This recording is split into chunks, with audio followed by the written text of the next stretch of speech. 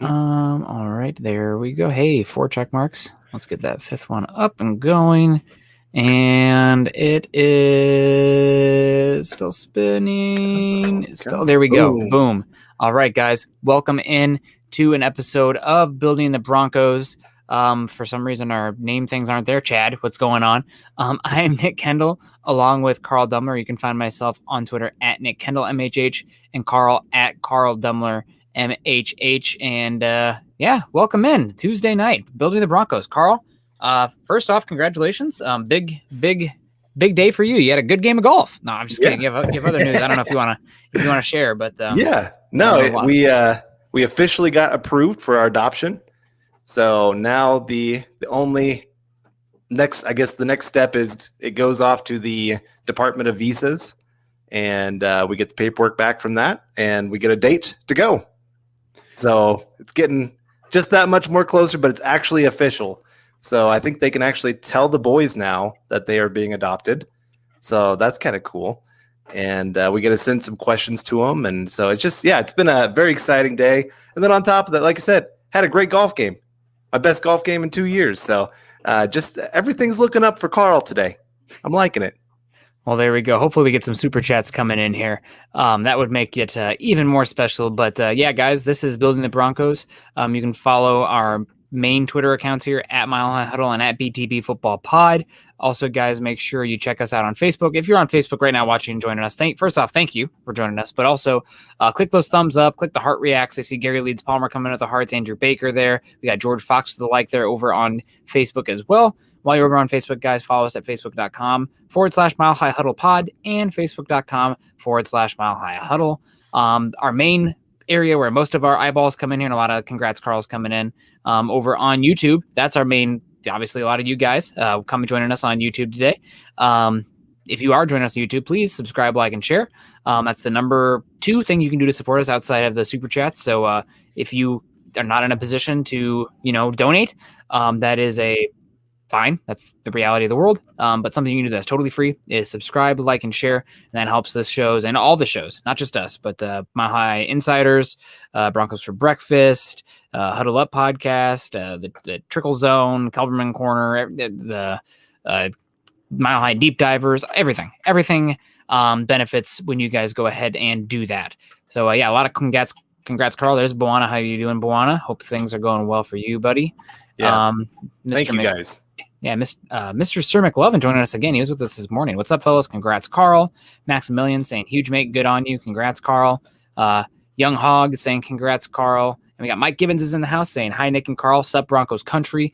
And Jay Kozad's in the house saying, sounds weird to say, but Garrett Bowles, Bolles there, buddy, is probably our only player for the AFC. It's for the AFC West, but we'll get to it. I haven't seen Carl's list. He hasn't seen mine. We like to keep it fresh and funky that way, just like a good marriage, we like to surprise each other. Jay says, I think we'll have a few more all AFC West players after this year, unless we get plagued with injuries. Definitely possible. And amazing here. Andrew Morrow, thank you so much. $5 coming in over on YouTube saying, best news ever, Carl. Congrats and God bless you and your family for the way you serve. All glory to God.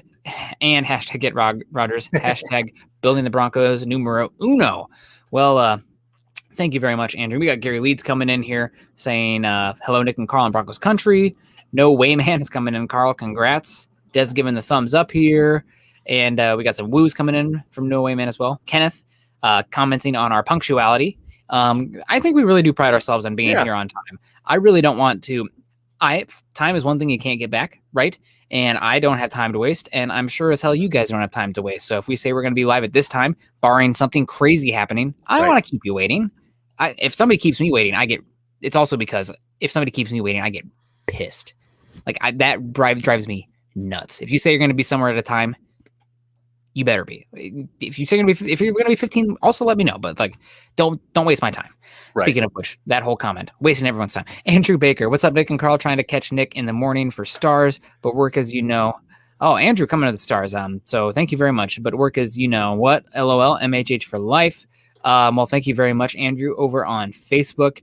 Thank you for joining us in the morning. John, you are the best. We got Mike S coming in here. What's up, Broncos country? Dale's in the house. Congrats, Carl. Dez is in here. Hello, Broncos country. Hope everyone is well. We got Pillar PG saying Nick and Carl. Travis, good friend of mine. I love Travis. Good evening, guys. On the road on my way back home. Had to take care of some things at my grandma's. Hope your grandma, I hope things are going well there. Loving all the podcasts, and congratulations, Carl. Go Broncos, Denver Broncos for life. And Andrew saying, enjoying the summer with the kids, but locked in for football, pun intended. Well, Andrew, I got to say, this is a transition moment here for me. I'm going to venture and say that, Carl, neither of us have Drew Lock as the best quarterback in the AFC West for our All-AFC West team. Probably not. Does that mean you're pissed at Chad all the time? I'm sorry, David coming in. Does that mean you're pissed at Chad all the time? No. If Chad was my co-host, I might be a little bit annoyed, but he's not. So he's not wasting my time. Also, I don't know if it's Chad I honestly don't know if it's Chad or Zach who is running late. They're both busy guys, and they are okay with it. But that's one of my pet peeves. It's also don't grab food off my plate unless I offer it to you. That's number 2. I don't share food. Yeah, Joey doesn't share food. That's not. I'm not 100% there. But if you do it without consent, then we have an issue. I'm going to be quiet the rest of the time. Like we're having fun dinner, blah, blah, blah, and you reach across and take some of my food without asking. Does your wife do that to you? No. Okay. See, my wife knows it bothers me, and she's like, she's laughing as she's taking a French fry, and I'm just turning like beet red, like, oh. We're not going to have a good time after that. Yeah. It's simple as that. The rest of the dinner is ruined because I'm going to shut down. I'm going to be that upset. What about the best dancer? Who's the best? I bet you Carl's the best dancer. He's got the wide receiver hips there. I know he's a little bit old, but he's got to get out there and praise sometimes as well. So that's not for me. I embrace the awkward, white, lengthy Kendall jeans that I have. It's actually Jaden jeans on my mom's side, but that's I haven't even seen Carl dance. Yeah. It's gotta be him. I stay in my zone. You know, have you ever seen Hitch? Oh, yes. Where he's like, just stay right in here. That's me. And I'm the guy that bites his lip too. I do all that. But my daughter and I, we have dance offs all the time. We had one in the middle of a Vegas casino one day. Pretty sure I won it. She will say different, but we all know who won that one. So I've got the wide receiver hips every once in a while. You know, I got the golf hips. It's all in the hips. I play all the sports that involve the hips, so I think I could win a dance off in our group. Oh man, I think you'd probably be number 1. Honestly, now I'm going through the list in my head. It's not me. That's what I know for damn sure. We got Jerry Holland coming here. So yes, locked in for the season to start. Drew Lock could be the best dancer. I mean, if we're going off the wide receiver hips, maybe Jerry Jeudy there. He could do that stinky leg all day. What's up, Nick, Carl, and John? What's up, Broncos country? Good to see you, Tim. Yeah, Carl, before we even get going to unveiling this list, I just want to say that we have, and it's the All-AFC West Offense. We tend to do this every year around July, where we kind of get a scape of the land, or a landscape of the land. I don't know. Landscape of the AFC West. We'll do a defense next week. And that'll maybe be very Broncos heavy. But we're doing 1 quarterback, 2 running backs. I know running backs don't matter, but we're going to do 2 kind of fantasy football. Blame it on fantasy football. 3 wide receivers, 2 tight ends, and 5 offensive linemen. The offensive linemen have to be specific to left tackle, left guard, center. Otherwise, I'm just saying you're not picking Orlando Franklin. Orlando Franklin. Yes, I'm picking him still because he's the GOAT. He'd pet a rabbit to death. But Orlando Brown Jr., who would also probably pet a rabbit to death. You're right. We got Kevin coming in here. Watch the morning show was okay. I love the huddles. Watch different shows. Well, Kevin, thank you very much. I'm glad that we were okay for you. That's going to be written on my tombstone.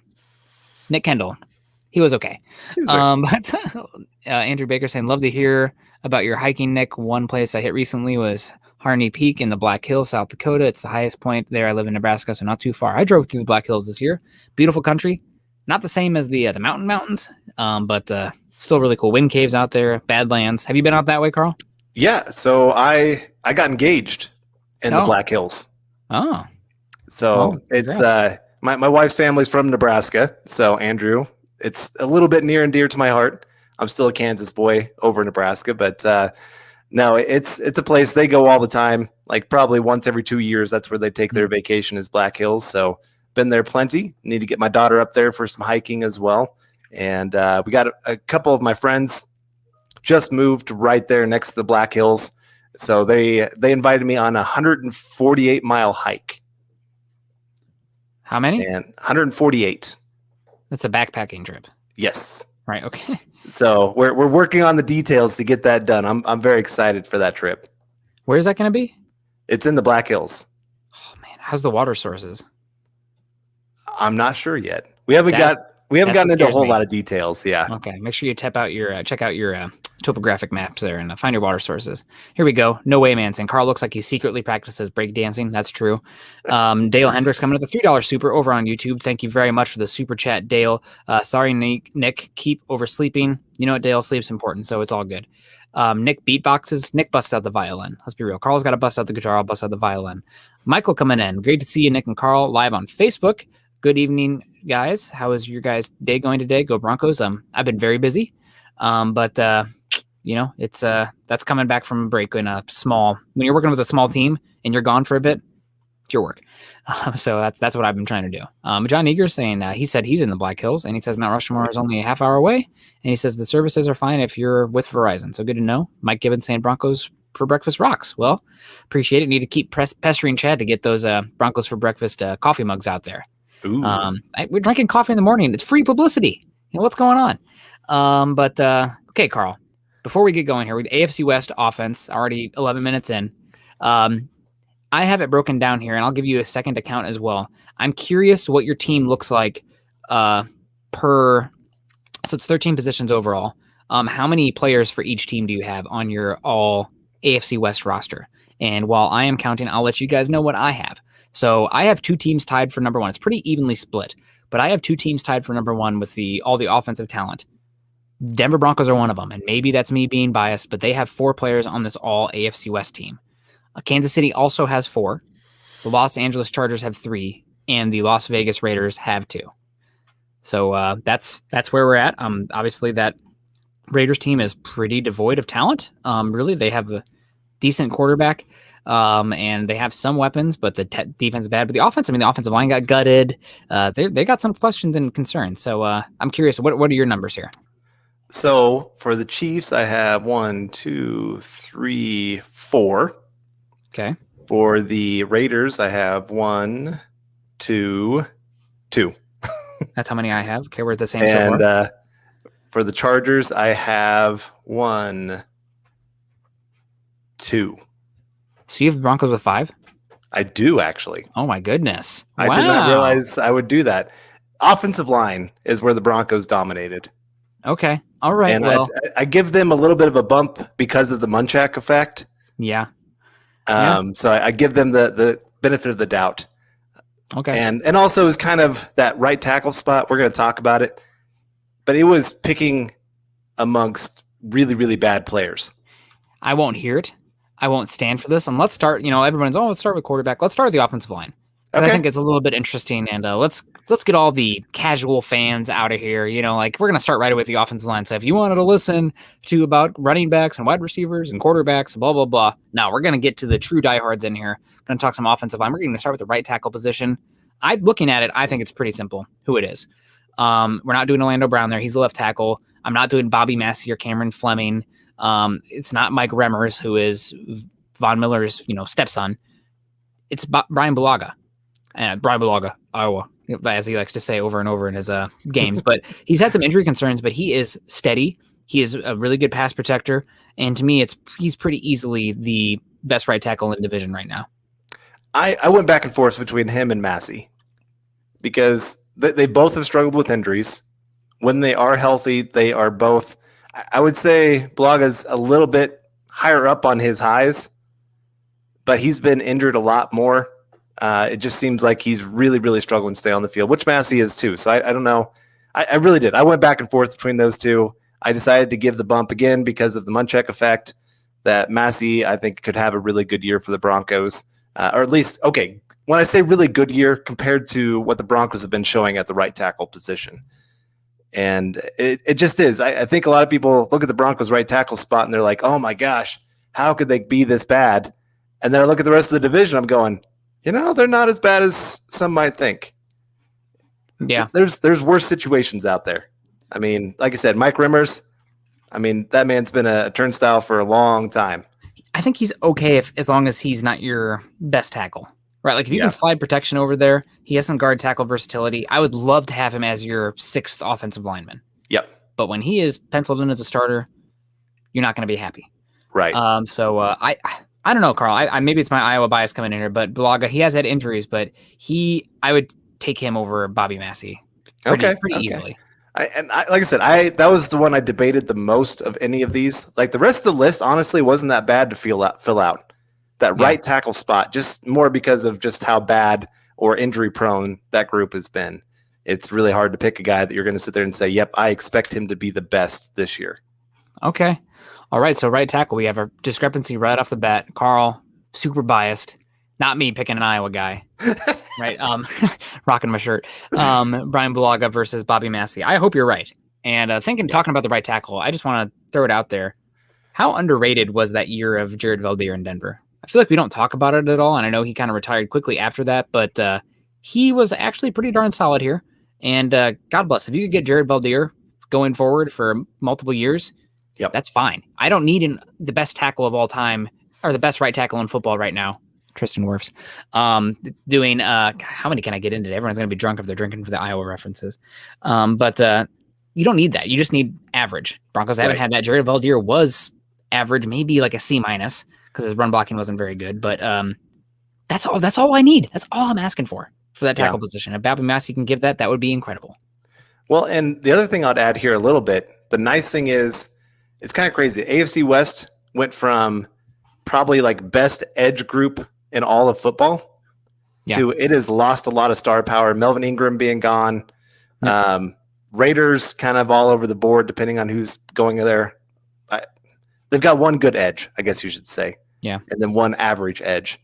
But you just think about where this division was a couple years ago, thinking about having Chubb and Von Miller together and Bosa and Ingram. And you're just going, oh my gosh, you hate to have to play right tackle in this division. Now it's not as scary. Yeah. It's not as bad. You could get away with it a little bit. You still want to have a good player there, obviously, but it's not as daunting that you absolutely have to have one if you're going to survive in this division. Yep, great points all around. We got Andrew Baker talking about offensive line here. On topic, what's the chance that we see the belly of Miners starting? I would say 35 to 40% chance this year. So a little bit less than a coin flip. But we're talking, I mean, this isn't just like Cushenberry struggling. This is also somebody on the offensive line getting injured and Miners playing, which is a possibility. So I'm going to go 35 to 40% chance. Yep. I think he has less of a chance, honestly, at center, which is kind of crazy to say, just because you and I talked about it earlier today. We were talking with Eric because he's writing an article on Cushenberry. The center position is probably the hardest position to transition to the NFL. It'd be tackle and center, it'd be tough just because center, you have to know the offense. You have to know the calls. You have to know what the defense is trying to do to you. And you look at, you said it earlier this week, today, if you look at the other centers that have started for the Broncos, they weren't even on the roster year one. They were on practice squad. Yep. And so they needed a year to get ready. And so I'm kind of excited to see what Cushenberry can do. That's why also I don't expect Miners to be able to win that job unless there's an injury. I expect him to have more of a chance at the guard spots. Yeah, no, good comment there. I agree. And then you also got Netane Moody, who year two, I mean, who knows what he's going to look like this year. So we got EJ coming in. What's up, Nick and Carl in Broncos country? Good to see you, EJ. Clayton Huron saying smash that like button, guys. We also got a care react in here from Allison Sessions. Thank you very much. Andrew Lampy with the heart as well. Miguel, Clayton, Holden Adams, Danny, Johnny, Michael, Scott, Richard, all coming to the likes on Facebook. Get them in, guys. We're at 15 right now. Jim Edmonds, one of my favorite players growing up. Sorry to make a Cardinals reference when it's baseball season there. But that's an interesting one. So we got Goofy saying, I think Miners is being overhyped year one. He needs time. I could see Miners coming in and playing really well. I could also see him being like McTelvin Agim this year, where we didn't see him one bit. And you know what? Am I concerned about that? I'm not concerned, right? To not see him at all. But also it's like, well, that was kind of the expectation for a trench player. So we'll see. This year will be a really telling. Jody coming in. Matt Paradis should still be a center. Is he not with anybody right now?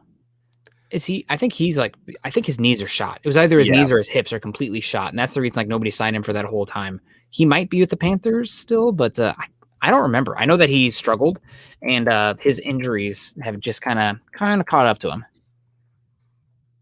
I think he might still be with the Panthers though. I think he is. Yeah, I think you're right. So I don't know. We'll see. Oh, we got Kiaka coming in here, saying, Nick, I almost wrestled for Dan Gable at Iowa. Should have been, man. The best wrestling in the world. Go Hawks. Oh, man. Tim saying, go Cubs, go. That's hurtful. Yuri coming in saying, let's go Denver. Mike S saying, I thought Bulaga was on the Packers. What team is he on? He's on the Chargers now. Chargers signed him this year. Chargers also signed Matt Flyers. They brought in, or Filers. They brought in Rashawn Slater. They brought in a player that I'm going to name here soon also for my list. So let's go to right guard next. Let's just kind of work our way opposite. I'm sure it's probably the opposite of how you even listed it on your sheet here, because I guess that's how I sent it to you. But right guard, is it Graham Glasgow? Because I have written down Graham Glasgow because, and this isn't that Graham Glasgow is incredible, but the right guards in this division right now are either haven't played. Kyle Long, what the hell is he going to be? You know, I mean, I like Kyle Long, and he's injured. They also have Tardif, Duvernay Tardif, but like he's taken a year off and he wasn't as good the year before either. He's had injuries. I think the Raiders have Denzel Good as their starting right guard right now. It might be Leatherwood, but I think it's Denzel Good. And I can't even remember who the Chargers have at right guard right now. So like by default, and this is kind of like where we were last year with the Broncos linebackers. Like by default, the Broncos might have the best right guard in the division in Graham Glasgow. Yeah. And I think people forget, before he came to Denver, you think about last year, had really bad leg injury that he tried to play through. Also had COVID at one point, tried to play through once he got back, and just wasn't quite what you thought he was going to be. Before that, he was borderline a top 10 guard in football, like right there on that edge. Not elite, not going to be that true like Pro Bowl every single season, but a very consistent player in both the run and pass game. And I think he is probably one of those players that could potentially be one of the biggest bounce back players for the Broncos this season. That goes from everybody going, oh, why did we pay this guy so much money, to, oh my gosh, look at this guy. He's a star out there. So I think he deserves to have that spot. Like you said, it's not only because other players are bad, but I think he actually is a pretty darn good player, underrated. Yeah. And the Chargers right guard listed right now is Matt Filer, who is actually really good for the Chargers or the Steelers last year. So he might maybe make a run at Glasgow there for the right guard position, but he's the one that he gets in. Glasgow gets in for me. So there we go. Let's go. Glasgow, says Buana, and says, whoa. Greg Smith is in the house saying, good evening, fellas. Good to see you again, Nick. Good to see you too again, Greg. Good morning, good evening. Adios, ciao. Hasta la vista. But here we go. Tim saying, I'm just glad we have depth on the O-line this year. I'm going to add a caveat. It's the interior offensive line. We have depth. The tackle depth. If Bowles goes down, woof.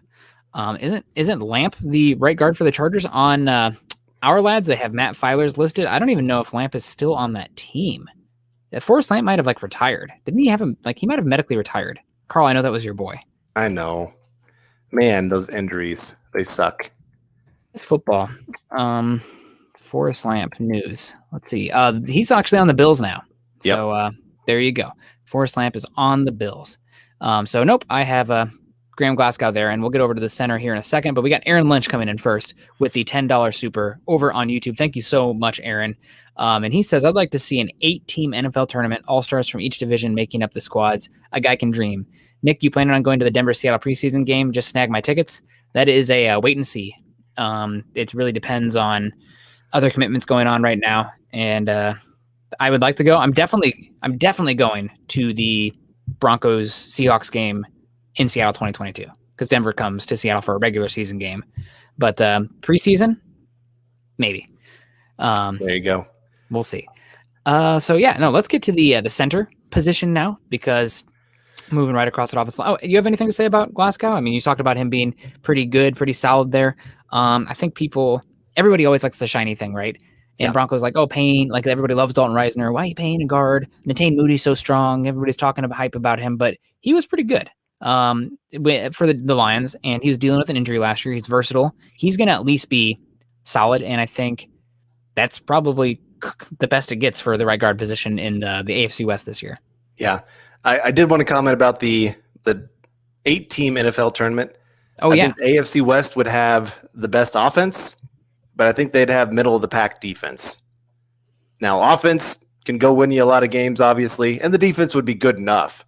It's just a matter of, I think there's some other divisions that would have better secondaries, because right now, I mean, we're going to get to it next week, but it might be like an all Bronco secondary.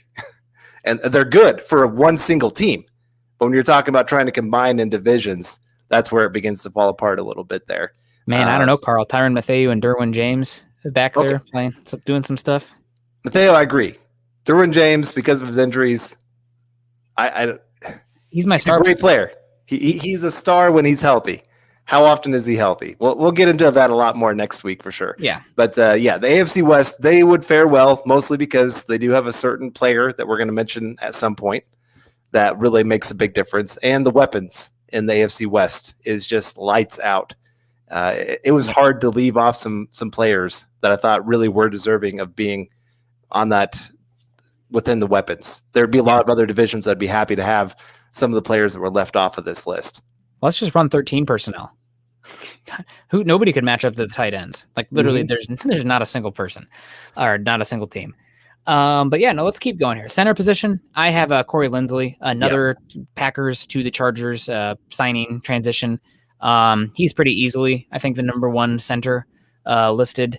I don't even know what to say. Like that's we had Rodney Hudson for a long time with the Raiders, but he has moved on. So I think now it's Corey Linsley is probably there's an argument that Corey Linsley is the best center in football right now. How much of that is actually playing with Aaron Rodgers and the that type of offense, and Elton Jenkins, who is incredible. Everybody loves Dalton Reisner. I love Dalton Reisner too.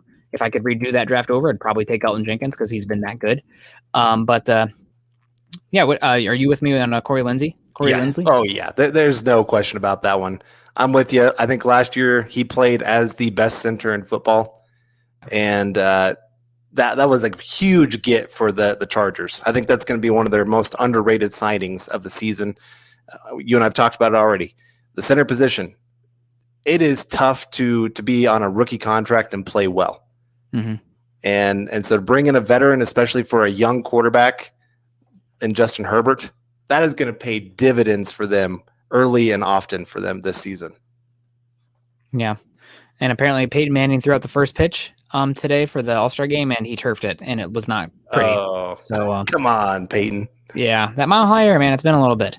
But we got Travis Tarbox coming in here saying, hello, Nick and Carl. It's 62 days until our Broncos get back to winning and 54 days until our Hawkeyes get after it, Nick. Well, Travis, what a comment. Maybe it doesn't have stars or a super chat to it, but that's a super comment.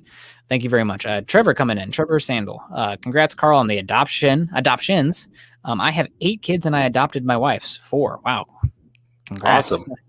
Keep up the good work, fellas. Go Broncos. Yeah, well, that's... You too. Yeah.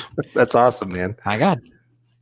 Tim Door, Chargers are trying to make a run for Rodgers. I haven't heard anything about that, but if they do, can they please just send Justin Herbert over to the Denver Broncos? That would be maybe the Broncos wouldn't be as good the next couple years compared to the Chargers, but Justin Herbert, I would feel really good about this team long term if they had him. I think he's mostly commenting that they're taking their entire offensive line that he's had for all these years. Yeah, that makes more sense. Might as well go get Rodgers too. We got Andrew Beck saying, love the O-line doesn't get the respect they deserve. They set the tone for the whole game. That's definitely, you can get by with a not incredible offensive line, but you cannot get by with a terrible offensive line. That's the way it is in the league right now. Megan coming in saying, I know I'm probably going to get roasted by this, but Gurley is the best running back in the NFL. That's Megan, a hot take. Yeah, that is a hot take. Running backs, they're typically as good as they're ever going to be their first 2 years in the league. They're always outliers and aberrations, but Gurley's been in the league a while. Degenerative knee disorder. He looked like a complete afterthought for the Falcons last year. I'm glad he was able to make it the money that he was while he was here. You know, you're not here for a long time, so make sure you're here for a good time, and hopefully here for a good time with that contract he got from the Rams. But no, that's I would probably disagree with that one. Yeah, when he was healthy and at the peak of his career, man, he was fun to watch. He was tough to bring down, picked up all the tough yards, just reminded you of the old school way of football. And so, but you're right. That running back position, man, they just wear down so quickly. It's ridiculous. And that's why we keep saying, don't use a first round pick, because first round pick guy, you want to be able to get them to a second contract, and you really don't want to be paying running backs. I mean, I saw they had their top 10 list of running backs in football right now for ESPN, and Ezekiel Elliott was near the top. And one of the AFC execs that they interviewed for it said that he should have got some of the money that Dak got. And I'm going, Ezekiel Elliott already got paid big money and hasn't lived up to that contract. Yeah. So he doesn't deserve any more money than what he's already gotten. It just that, unfortunately, it's just the way of the running back position. Offensive line does a lot more for the run game than the actual running back. You could even say the pass game does more for the running game than the actual running back. Yeah. All about box numbers, right? Dictating, and also running backs can run for what's blocked for them. Also, I mean, anybody should know that. It should be Broncos fans. Rest in peace, Alex Gibbs. So let's move on now. Left guard. I'm not sure if we'll have a discrepancy here either. The Chiefs just made this guy the highest paid guard in football, Joe Thuney. Chiefs, they identified a problem and they attacked it, kind of like the Broncos did with the cornerback position this year. The Chiefs did the same with the offensive line. They also went after Trent Williams, and thank God they didn't get him. But they signed Joe Thuney and attacked the interior of the offensive line. Thuney can play center or either guard position. Listed as left guard, so we're going to put him at left guard, and I'm assuming that we have the same here. Yes, there's no doubt about that. Dalton Reisner, I know a lot of people have a lot of hope for him moving forward, but he has struggled to stay healthy at times, was very inconsistent last season. I'm hoping for a nice bounce back season for him this year. It'll be nice where for the first time he'll have both the left tackle and the center be the same. And just that continuity will be huge for the offensive line, having 4 of the same 5 guys from last season. But yeah, he's not quite there yet. Joe Thuney is a top 5 guard in football right now. He deserved to get that big contract. I wouldn't have paid it, but he definitely deserved it. Yeah, absolutely. And we got Dave Glassman is in the house. Good to see you, Dave. Hope you're doing well. Thank you for the hearts there. And we also got Slide and Glide Bros coming in. With a new picture there. Good to see you, Slide. Maybe he was on Twitch there for a while. Now he's on YouTube. I can't remember which one it is.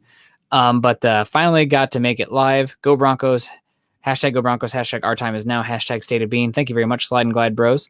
And Jody Moncrief saying Joe Thuney will be Glasgow 2.0 after getting paid. Be solid, but maybe not worth exactly the contract.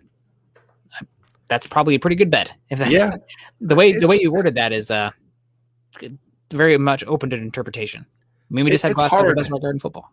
Right. And it's really hard for players to live up to a big contract. Yeah. It just, unfortunately, that's the way it goes. I mean, you have to go from, you already played as a top 5 guard. There's not much room to go from there. and now you're being paid as a top 5 guard. So if you have any kind of slip, everybody's going, oh my gosh, why would we have paid this guy? And so just there's a lot of pressure that comes with that. But I mean, I don't think they care too much because obviously they got their money. So no big deal for them. And left tackle, I went with Garrett Bowles. I bet you probably did as well. The landscape of left tackles for the AFC West is not great. Garrett Bowles is definitely a top 10 left tackle right now in the league. And I think he's pretty easily the best left tackle in the division right now. I do think that Colton Miller, from a national perspective, is a little bit underrated. We clowned that pick at the time, but that looks like it's one of the best Raiders picks in a bit. But I'm not going to put Slater in yet. Do they have Slater listed as left tackle? Yeah. I don't have any rookies on this team right now. So no Slater. I don't have also Orlando Brown. He's been good. But I'm really curious to see what his transition is like, going from the very run option centric offense where the pocket is like make believe to one of the more pass happy offenses in the NFL where the quarterback will hang on to the ball a long time to create. So that's going to be an interesting transition. Both good. Colton Miller and Orlando Brown Jr. Both definitely good tackles. But I'm going with Garrett Bowles. Yeah, Orlando Brown Jr. That's one of those trades. I know why the Chiefs made it, but of all the left tackles to trade for and to spend that much capital on, he's the one that I just understand the least, in the sense of, just like I said, he's coming from a run-heavy offense where it fits his skill set perfect. Getting downhill, hitting people, and just making a hole. That's what he's good at. Yeah. He's not the quickest of feet by any means. And I think there's going to be times where he's going to really struggle in that pass happy offense where he's not able to use his power quite as much as he would like to. So I understand why the Chiefs did it. I just think that's one of those trades where it's not going to quite work out like they hoped for. Yeah, no, he'll be good. I'm just curious about the long plays, the ones that go a while where he has to maintain a block for a while. He's like one of the longest tackles in the NFL, not the most fleet of foot. And now he can't just, get a guy in a box and dominate him. He's going to have to cover more space, and that could be an issue. We'll find out. Either way, Garrett Bowles was awesome last year. He was actually really good from after the Cleveland game on in 2019 as well.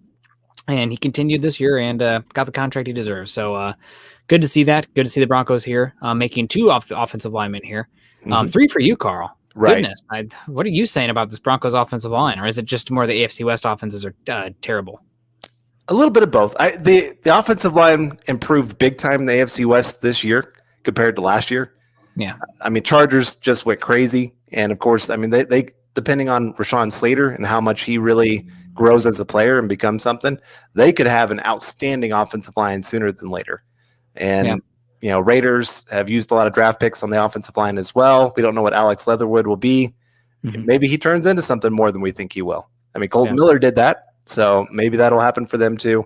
But no, I think it's actually a pretty good division. It's kind of one of those where there's strength on strength. That left tackle group, really, I think compared to any other division, you could compare that left tackle group and say they might be the best 1 through 4 of any division. Yeah. It's pretty impressive. And, left guard, there's some decent players there. Yeah. So, yeah. It's not bad. It's not a bad group. But, and like I said, I gave him with a Munchak bump for sure. That makes sense. It's kind of like an enchantment or something, right? You have like the +5 for awareness because Munchak is there. So David coming in here, had a rough last few days in life, but hearing you guys here tonight makes things better. Well, David, happy we could be here to distract you for a bit and deliver some normalcy, but thinking about you and hopefully things turn around here pretty soon for you. That's never want to hear that. Right. Never want to hear people suffering. That sucks. So hopefully things turn around for you, buddy.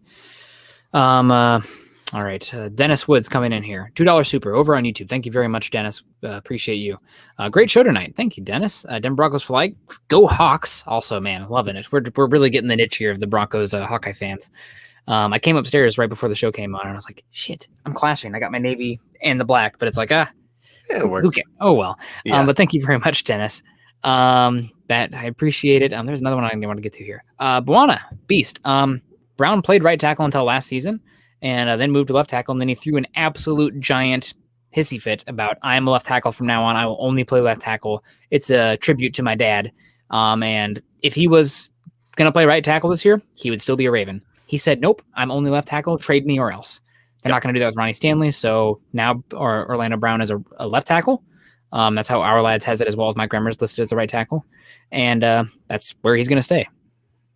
Unless he fails out there and has to go back to right tackle. But that's just what it is right now. Yeah, no, if we were allowed to move players around, Nick told me before this whole thing, he said, you cannot have Brown at right tackle. That's cheating. Yep. And I called him a jerk. So unfortunately, otherwise, yes, that would be a great offensive line. If we're doing like all AFC West, like truly say, hey, you have to play at this position. Man, that's a great offensive line. Now we're going to get into the weapons side of things. This offense would be unstoppable. I don't care what you have on the other side of the ball. You cannot stop this offense. I might put Slater at right guard then also. Just if we're really moving things around. I know we haven't seen him yet, but I think he's got a chance to be a really good guard if he struggles at right tackle. And we got Jody saying Ronnie Stanley's best left tackle in football. If he's not, he's in the top 3. Larry Tunsil's right there. David Bakhtiari's right there. He's really good. Trent Williams too. Yes, good call. And he's we got David coming in here saying thank you guys. Go Broncos. No problem, David. Hope you're doing well. That sucks. I just can't really do much from here, but other than we see ya. And you matter, buddy. Mo Ron saying Broncos OL seemed like an ish show last year. What am I missing? I think you are missing having the worst starting center in football last year, trickle effect, along with a quarterback who struggled with pre-snap checks at the line of scrimmage. Yep. And you had 4 different quarterbacks start throughout the season. And Reisner and Glasgow dealt with injuries. Right. And Wilkinson. Right tackle. Yeah, I was going to say, and Wilkinson got injured. So, you had just a lot of turnover. If you look at the group, if they can stay healthy, this can actually become a very good offensive line. You started seeing some of the signs as the season went on of the improvements that they went through. And so you kind of think they're going to continue that with the offense being the same, 4 of the 5 starters still being the same. Obviously, like I've said many times, Mike Munchak, that is an underrated part of this whole equation when it comes to the Broncos offensive line. Everywhere he's gone, he has created a top 5 offensive line. Absolutely. And we are 40 minutes in and we've only talked offensive line. God bless. I don't know. It's the off season. We might not have enough to talk about. Never been an issue. Meek 555 coming in here with the $10 super. Thank you very much. He says, "Go Hawks." Man, we're really getting it today. Unless he means Atlanta, which are, maybe, or the Seahawks. No, I'm just kidding. But he says, shout out to John on the full mile high huddle salute. Heck yeah. Full mile high huddle salute for John. And he says he wants in the fantasy league, Zach. So you'll have to let John know or let Chad know. But that, I'm sure they can help you out. Mm-hmm. Also, Buana, you have a little Schlottman sticker here. Is that what I'm seeing? Is that actually in existence? Wow. I am befuddled. How does this even happen? Man. Jay says, on paper, the Broncos look to have a good offensive line. I mean, the thing about the offensive line is you're good as your weakest player. And if one of the tackles gets injured or if Fleming/Massey are terrible, the whole thing can sink. But on paper, it looks like they should be solid. And here we go. Vinny coming in our rotation, including Miners and Moody, is going to be strong and noticeably better. I feel very good about the interior guys. Tackle. Please, God, don't let Garrett Bowles get hurt. Please, God, please, God. Please, gibbers, or whatever Homer says when he's flying over. So now let's get on to the weapons. So let's go with the tight ends here. As much as it pains me to not have our guy Noah Fant there. Yeah. Another Iowa reference here. Man, it's everyone drink. Drinks your Busch Light. Noah Fant should not be in the same conversation as Darren Waller or Travis Kelce right now. I love Noah. I think he's going to have a great year this year. I think he could be a top 5 tight end by the end of the season. But there's no doubt that Kelce and Waller are top 3 right now. Yep. Right. And maybe even top 2 if you're worried about Kittle's injuries. So it's Kelce and Waller. Sucks to suck for Noah Fant. He would be in literally any other division. He would be in the top 2 easily. Most divisions he'd be number 1, honest to God. Yeah. Unfortunately, it's the AFC West. You have Travis Kelce and Darren Waller. We'll see you soon. Yep. He was borderline top 10 at the tight end position last year. Yep. And that was with quarterback play being all over the board. Him dealing with some injuries at different times, learning a new offense, all those kind of things playing into it. He was borderline right there. So I expect this year he'll be right in there in that conversation. Like you said, could really get himself into that top 5. But coulda, woulda, shoulda. Like you can't. We're not doing this on projections. We're doing this on what we think right now. Who are the best players in the AFC West at their position? And like I said, 2 of the top 3 tight ends being in this division. It's unfair. It really is. And I mean, it's why so many times we have talked on this show of how do you stop the tight end? Because 4 games a year, you're going against some of the best tight ends in football. Yeah. And, Kelce, he's an easy pick.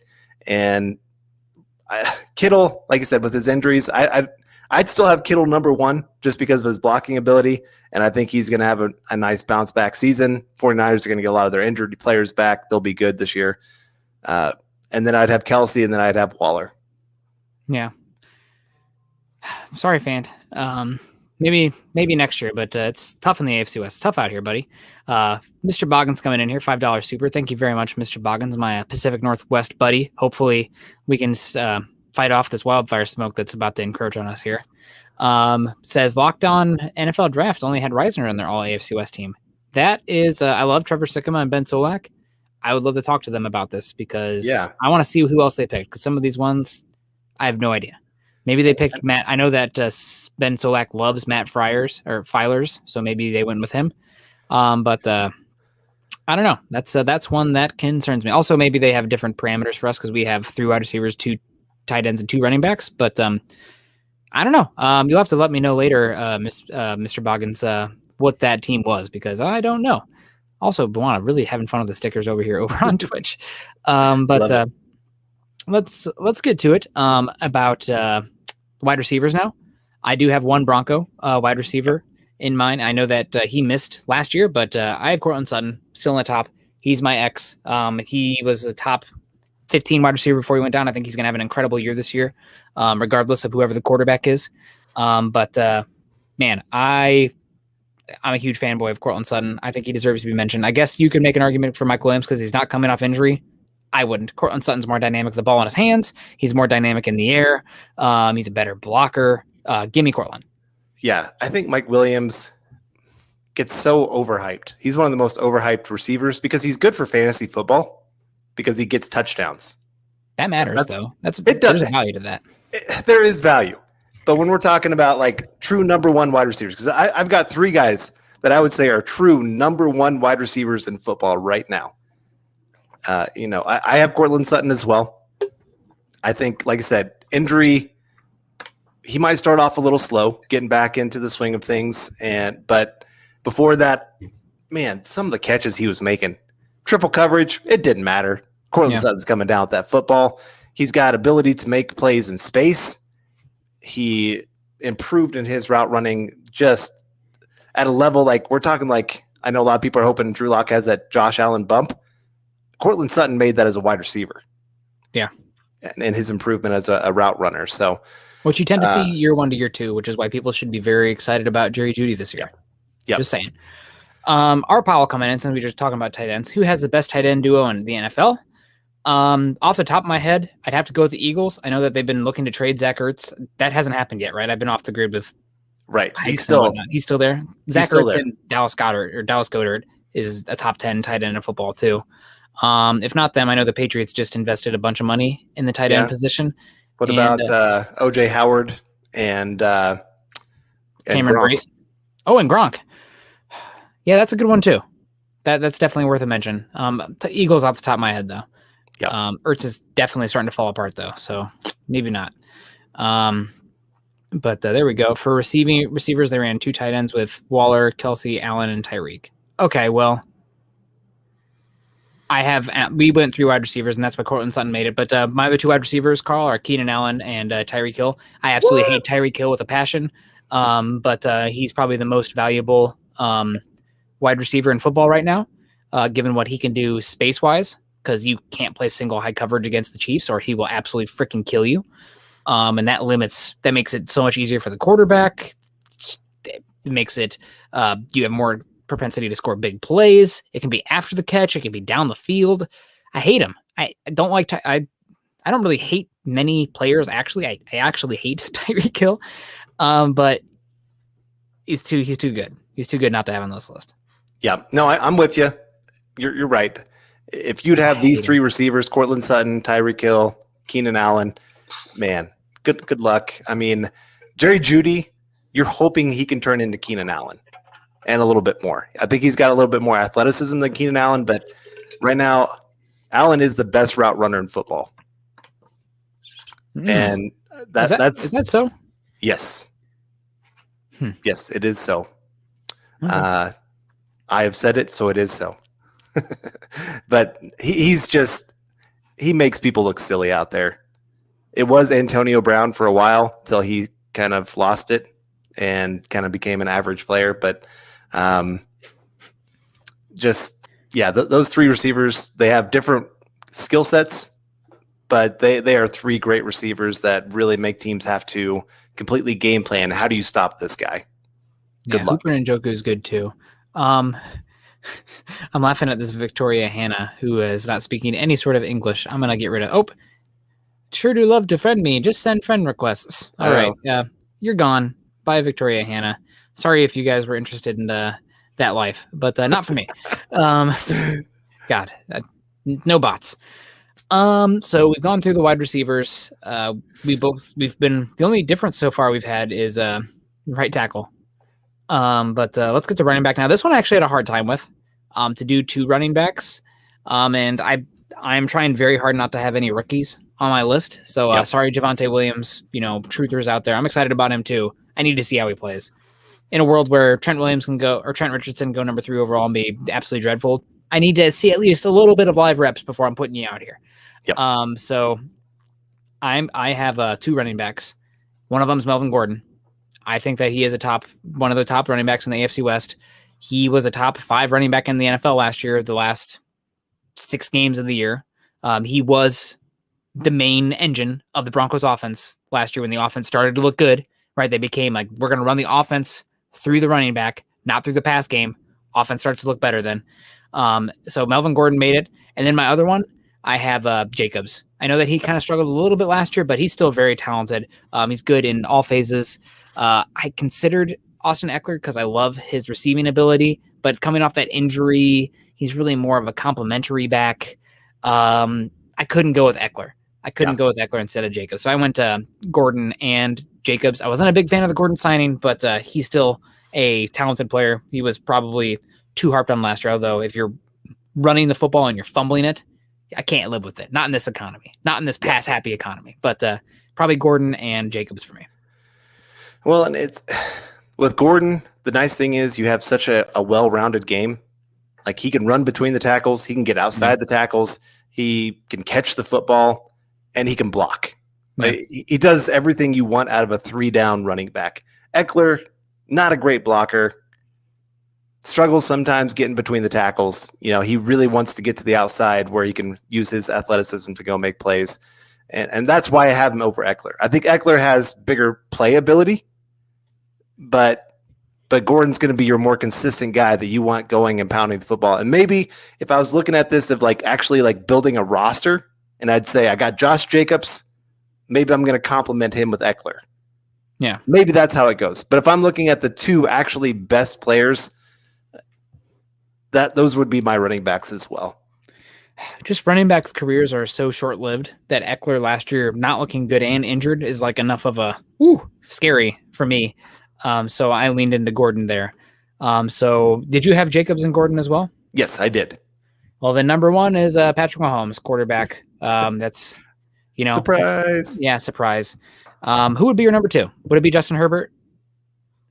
Yes. Honorable just mention? Because not only did he have a great season, obviously, last year, but the upside on top of that. I know we're not doing about upside, but I feel like he played right there along with where Derek Carr played last season. Mm-hmm. Maybe Derek Carr is just a hair above him. But for a rookie, I'm sorry, I'm going to go take that over what Derek Carr, because we know what Derek Carr is. Yeah. He's not all of a sudden going to make this giant leap into the top 5. Justin Herbert, he really could be a top 5 quarterback by the end of the season. Oh my God, that would suck so bad, Carl. I know. I hate saying it. It really felt bad coming out of my mouth. Did you ever watch or read Harry Potter? Yeah. Back in the day, when they're throwing out the slugs in the Chamber of Secrets, that's what it seemed like to me. But here we go. Mr. Boggins, I missed the criteria. Is this legit playable offense, or is it just the best player? We're just listing best offense. I mean, we're not trying to actually clump together the best one out there, but we did make sure that stringent with left tackle, left guard, center, etc. So, yep, there we are. We got Andrew Lampy saying hopefully Gordon listens to his mama and hits the hole a little faster this year. Well, that's what she said. Andrew Lampy coming in. It's a contract year. He better play better if he wants to get paid. So, Carl, our only discrepancy was right tackle, and you were wrong. So my team was perfect because the only thing that I had wrong with my team is I didn't have enough Hawkeyes in it. Noah Fant. Maybe I should have put him in as maybe put him at quarterback. I don't know. Why no love for the Chiefs running back? Clyde Edwards-Helaire is good, but he wasn't great last year. I don't know. He was solid. He's pretty good overall. He just does not have any breakaway speed, and he's not truly a masterful power back either. He's good. I just don't love him. And I know that Eric and I will go back and forth through the rest of time because I said this is so stupid for the Chiefs. You're never truly a running back away. They should have taken an offensive lineman. They should have taken a cornerback or an edge rusher, all of which I think would be more valuable than Clyde Edwards-Helaire right now. Damian Williams is a fine back, but no Clyde Edwards-Helaire for me. Yep. I loved earlier, I think you put on Twitter something about how Bradley Chubb is going to make more than an offensive guard that is an all-pro. And Bradley Chubb's not an all-pro edge rusher. He's good, but he's not that kind of level. And so it just shows, again, the positional value that you have to look at, especially in the first round. I don't mind after the first round. I don't mind that the Broncos decided to take a running back in the second round. I'm good with it. I mean, it's still not my favorite. I usually like to wait till third round or later, but I like the player, and it's not one of those where you are hampered contract-wise with that kind of player, and you're missing out on all these others that are first-round talents. So, with CEH, he's good, but he didn't really change things for the Chiefs. They weren't a better offense because he was on the field. I think there's some crazy stat where the Chiefs were their EPA per play went down every time, or their win expectancy went down every time they handed the ball off. Because every single time you do that, you're taking the ball out of Patrick Mahomes' hands, and magic can happen. Now, I know you can't throw the ball every play. Like, a team just physically cannot do that. Like, the running kind of resets the offensive flow and the offensive line in general. Like, you can't. It's not Madden where you can throw the ball 99% of the time. But still, investing in a position that lowers your win expectancy compared to passing the football with Mahomes, I don't get it. I don't know. It doesn't make sense to me, especially now you got the Frank Clark stuff. Their secondary is thin. Their offensive line still has questions. They're a very top-heavy team, and now they're paying a big contract. They don't have a cost-controlled player at a position of value. They use it on a running back. Man, I don't know. And we got Jody saying that Derrick Henry is an outlier to not drafting a running back on round one. Well, Derrick Henry maybe is part of the rule, right?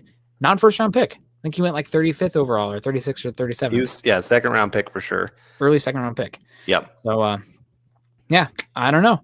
But, guys, we got to get on out of here. We got things to do. Carl's got to go continue his hot streak, or his heater that he's on today. So thank you, everybody who joined us today for Building the Broncos. You can find Carl and myself both on Twitter, Carl at Carl Dumler MHH, and myself at Nick Kendell MHH. Also, while you're over on Twitter, follow us at BTB Football Pod and at Mile High Huddle. And also, John's busy today, but want to give him a shout out as well. I know that he's in the comment section, but he had other obligations going on. So follow John on Twitter also at John KMHH. Thank you to everybody giving us the thumbs up, the laugh reacts, the care reacts, everything. Zebulon giving us the angry react. Ooh. I wonder what that was about. Oh, it had to be because we don't have Noah Fant listed, right? That's deserving of an angry react. You blocked his friend. Oh, I'm just kidding. I don't know. Oh God. Stop talking about Carl's heaters. Gross. Well, Carl's getting lucky today. That's all I can say, guys. Yep. So yeah, we got the peace sign here. Thanks for the great show from Mobron. We got Michael saying great show, guys. Trevor saying thanks for all the hard work, fellas. Great podcast. Smash the like button, like he said there. Good show from Jody saying thanks, guys. Thank you, Jody. I know that you're a tough critic. So if we're doing work out here, then you're saying it's good, then I'll take it. God bless. Great show from Buana as well. Thank you so much. We got Tim saying, because you guys are signing off. Yeah. Andrew saying, great pod, Nick, Carl, Beast. And we want to see this done for the defense. Don't worry. But this is what we're going to do next Tuesday for the defense. Yep. So don't worry about that. Zebulon saying he had no idea he gave the angry react. Well, it's there now forever. So now I'm upset. And Mike S. saying another great show. BNS saying, well done, gents. Thank you very much. Tim Jur saying, thank guys. And Facebook user saying, good shit like always. It's in the comment, Chad. You can see that. I have to say the comment. It says good shit. So I can't get in trouble. I'm just reading it. And Jacob E. saying, good show, always good vibes. Keep the good vibes going, guys. Follow us on or like, subscribe, and share on YouTube. And that can help us a heck of a lot. And I think that's going to be it. Thank you to everybody who donated today. I was not writing down the list. We got Mr. Boggins in the house. Thank you so much. We got Meek5555. Dennis Woods was in here as well. And there was a few other You super got the chats. Andrews. There's two Andrews. Aaron Morrow as well. So thank you guys so much. We appreciate all the kind words. We will see you guys next Tuesday for another episode of Building the Broncos. But until then, we're signing off. Stay safe. Go Broncos.